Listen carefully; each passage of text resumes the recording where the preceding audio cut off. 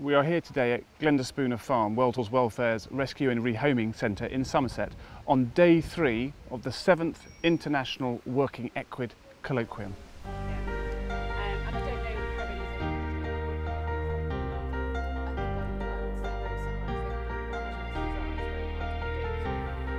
The focus of the last 3 days has been how do we demonstrate the importance of working equids to human livelihoods, because we believe there is a powerful role that working equids are playing in so many countries around the world, and we need governments, we need humanitarian aid agencies, and we need universities and all sorts of other key stakeholders to understand that, so that we can prove that and we can work in partnership with them to improve the lives of working equids and the humans that depend on them for their very livelihood.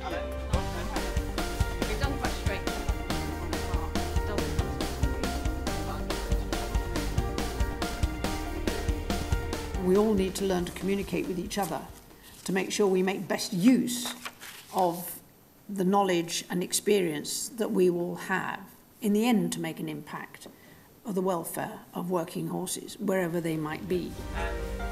And this strap here, instead of going onto the shaft, would go up to the breastbone, and the braking system would come from those two. Over 160 delegates have come from 27 countries around the world. So it's been a really inspirational time for hearing the on-the-ground issues and the practices that are going on in so many different fields around the globe.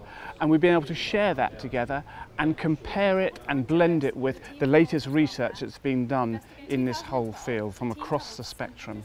We've been able to interact through a series of keynote presentations, through discussion forums, and one of the highlights has been the poster presentations, where we had 81 posters which summarised key areas of research and work that's going on around the world, and we were able to interact together over the course of the 2 days at the Royal Holloway and then bring that here today to really discuss about the practical implications on the ground.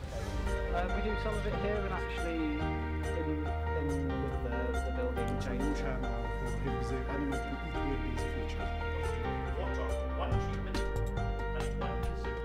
This has been an incredible event, perhaps one of the best conferences I've ever attended.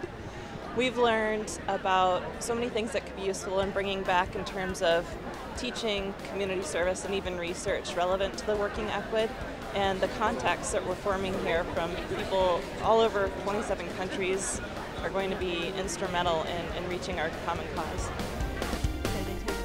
It's a very, very interesting exchange because we got ideas from our colleague that has the same issue, but they give us, new advice that when we are in our country we cannot see it because we are every day inside the problem.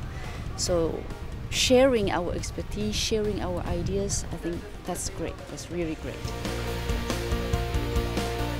This colloquium, to be successful, has to make a difference. So people have got to go home and put into action the decisions, the viewpoints that they took on over the last 3 days. I've gathered a lot of ideas about how to get the community involved in all these solutions. The insurance scheme, for example, from India was marvelous. I think I like it. I'm going to try that. In case of India, now they have started insurance.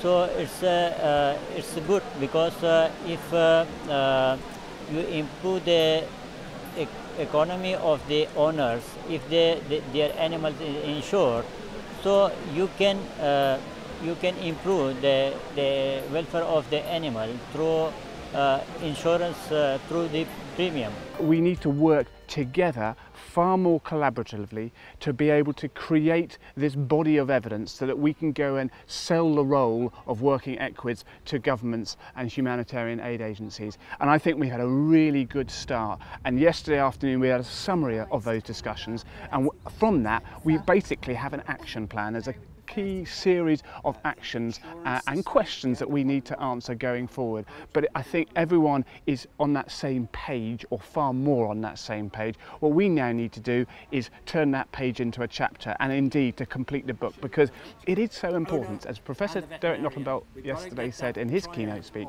the economy of the world would collapse without working equids. It's as simple as that, really.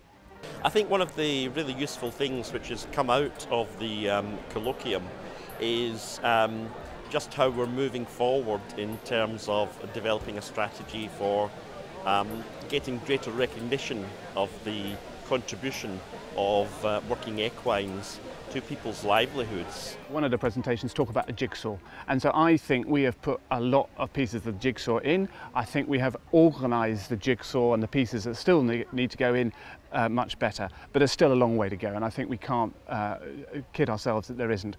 But I think because we're now working more collaboratively, because we have a better idea of the challenge that is ahead of us, the true success will come in 2 and 3 years' time. We'll be able to look back and say, how did it go? But I believe we couldn't have given ourselves a better possible start than what's happened over the last 3 days, and that's been because of the quality of the interaction of all the delegates and the support we've had from the charities in the UK, who have been able to blend international delegates with a number of bursary places for both people from overseas and veterinary undergraduates in the UK, and that's been made possible through the Brook, Sparner, Donkey Sanctuary and World Animal Protection, in addition to World Horse Welfare.